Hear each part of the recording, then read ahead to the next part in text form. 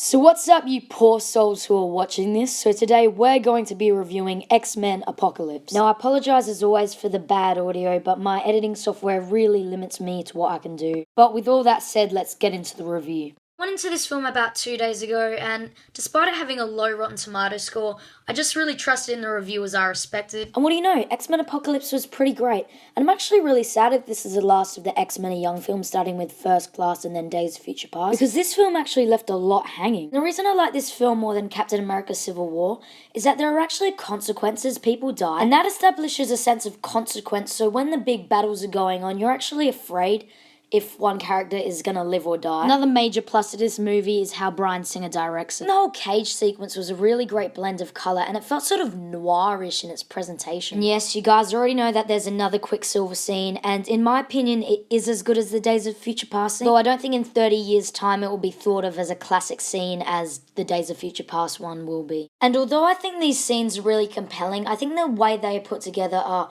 a bit flawed. The storytelling is quite unconventional, and I think it sometimes works for the film because it gives the film a sense of unpredictability, but I also think it makes the film a little bit jarred, and it also affects the pacing a little bit. Another issue I had with this film is Apocalypse, and I don't think it's Apocalypse himself, just there wasn't much conflict between him and the X-Men until the last battle sequence. Let's talk about the three main additions to this film: Jean, Nightcrawler, and Scott. Nightcrawler is introduced in this amazing cage sequence, and I think Cody Smith-McPhee did a really good job with his character. The only other film I've seen him in is Dawn of the Planet of the Apes, and I honestly think that's not a great performance, but I think he really made up for that mediocre performance with this one. Now, Sophie Turner as Jean Grey had some really offline delivery at the start, and actually throughout most of the movie, but I think by the end she came into her own and pulled off a decent performance. And the guy who played Scott Summers was consistently great. So you guys are probably wondering why this review is ending so abruptly, and it's because a lot of the points about this movie have already been made. I'm one of the later reviewers of this movie, so a lot that I've wanted to say has pretty much already been said. So the last thing I want to talk about in this review is the film's humour. Now, I was really impressed by Bryan Singer's ability to be able to inject humour in the darker scenes. It didn't stilt the film at all, and it sort of gave it this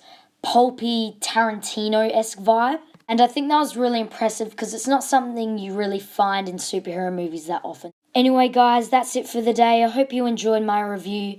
And despite the small issues I had with this film, I actually think this might be my favourite film of 2016 so far.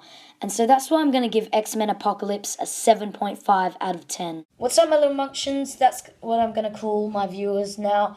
I hope you enjoyed the video. I'm sorry the clips got a bit lazy towards the end. iMovie really can't really withstand that very well, but I'm getting better editing equipment soon. And anyway, I hope you enjoyed the video, and I just read a book, so I'll just recommend a book recommendation of the week, even though that's probably not going to become a thing. The Haters by Jesse Andrews. He's the author of Me and Earl and the Dying Girl, and Me and Earl and Dying Girl was a pretty awesome movie. I have not read the book. Alright, guys. Thanks so much for watching. Leave a like if you enjoyed. Leave a dislike if you didn't. All you bad people out there. Why are you bullying a kid, huh? Why are you bullying a kid, huh? Well, anyway, thanks all for watching again, and I'll see you soon. I'm live.